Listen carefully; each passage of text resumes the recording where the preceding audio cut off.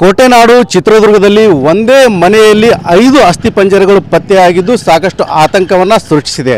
ನಾನೀಗ ಚಿತ್ರದುರ್ಗ ನಗರದ ಜಿಲ್ಲಾ ಕಾರಾಗೃಹ ರಸ್ತೆಯಲ್ಲಿದ್ದೇನೆ. ತಾವು ದೃಶ್ಯಗಳಲ್ಲಿ ನೋಡಬಹುದು, ನನ್ನ ಎಡಬದಿಯಲ್ಲಿ ಈ ಒಂದು ಮನೆ ಇದೆ. ಈ ಒಂದು ಮನೆ ಸುಮಾರು 10 ವರ್ಷಗಳಿಂದ ಪಾಳು ಬಿದ್ದಿತ್ತು. ಅಂದರೆ ಈ ಅಕ್ಕಪಕ್ಕದ ಮನೆಯವರು ಕೂಡ ಮಾಹಿತಿ ಇರಲಿಲ್ಲ ಮನೆಯಲ್ಲಿ ಯಾರಿದ್ರು ಯಾರಿಲ್ಲ ಅಂತಕ್ಕಂಥದ್ದು. ಆದರೆ ಮನೆ ಹೊರಭಾಗದಲ್ಲಿ ಲಾಕ್ ಆಗಿರ್ತಕ್ಕಂಥದ್ದು, ಕಾರ್ ಶೆಡ್ ಕೂಡ ಬಂದೋಬಸ್ತಾಗಿ ಲಾಕ್ ಆಗಿರ್ತಕ್ಕಂಥದ್ದು ತಾವು ದೃಶ್ಯಗಳಲ್ಲಿ ನೋಡಬಹುದು.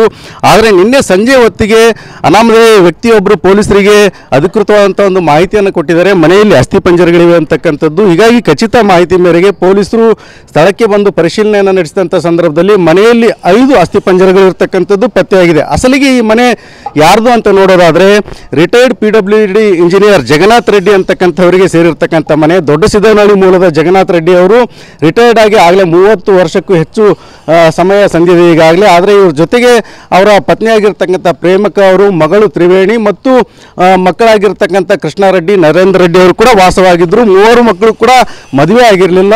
ಹೀಗಾಗಿ ಇವರು ಸುಮಾರು 1 ದಶಕಕ್ಕೂ ಹೆಚ್ಚು ಕಾಲದಿಂದ ಯಾವುದೇ ಸಂಬಂಧಿಕರ ಮನೆಗಳಿಗೆ ಹೋಗ್ತಿರಲಿಲ್ಲ ಮತ್ತು ಇವ್ರ ಮನೆಯೂ ಕೂಡ ಯಾವುದೇ ಸಂಬಂಧಿಕರು ಬರ್ತಿರಲಿಲ್ಲ ಅಂತಕ್ಕಂಥ ಮಾಹಿತಿ ಈಗ ಲಭ್ಯವಾಗಿದೆ. ಈ ಒಂದು ಪ್ರಕರಣದ ಬಗ್ಗೆ ಈಗಾಗಲೇ ಸಂಬಂಧಿ ಪವನ್ ಅಂತಕ್ಕಂಥವರು ಪೊಲೀಸ್ ಠಾಣೆಗೆ ದೂರನ್ನು ಸಹ ಕೊಟ್ಟಿದ್ದಾರೆ.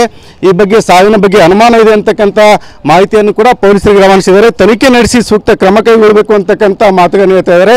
ಅಸಲಿಗೆ ಈ ಒಂದು ಮನೆಯಲ್ಲಿರ್ತಕ್ಕಂಥವರು 3-4 ವರ್ಷಗಳಿಂದ ಯಾರಿಗೂ ಕೂಡ ಕಂಡು ಬಂದಿರಲಿಲ್ಲ. ಎಲ್ಲಿ ಹೋಗಿದ್ದಾರೆ, ಏನಾಗಿದೆ ಅಂತಕ್ಕಂಥ ಪ್ರಶ್ನೆ ಕೂಡ ಮೂಡಿತ್ತು.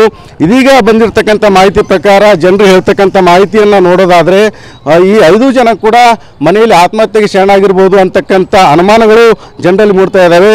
ಮತ್ತು ಈ ಒಂದು ಅಸ್ಥಿಪಂಜರಗಳು ಪತ್ತೆಯಾದ ಬೆನ್ನಲ್ಲಿ ಅಕ್ಕಪಕ್ಕದಲ್ಲಿ ಇರ್ತಕ್ಕಂಥ ಜನರಲ್ಲಿ ಸಾಕಷ್ಟು ಆತಂಕ ಕೂಡ ಮೂಡಿದೆ. ಇಲ್ಲಿರ್ತಕ್ಕಂಥ ಸ್ಥಳೀಯರನ್ನು ಮಾತಾಡಿಸ್ತಕ್ಕಂಥ ಪ್ರಯತ್ನ ನಾನು ಮಾಡ್ತೀನಿ.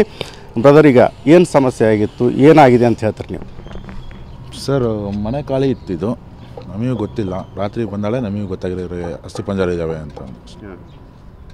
ಯಾಕೆ ಹಿಂಗಾಯ್ತು ಅಂತ ಅವರೇನಾ ಯಾರ್ದು ಸರ್ ಗೊತ್ತಿಲ್ಲ ಸರ್. ಅವ್ರ ಹಳೆ ಮನೆ ಖಾಲಿಯಾಗಿ ಒಂದು 10 ವರ್ಷ ಆಗಿದೆ.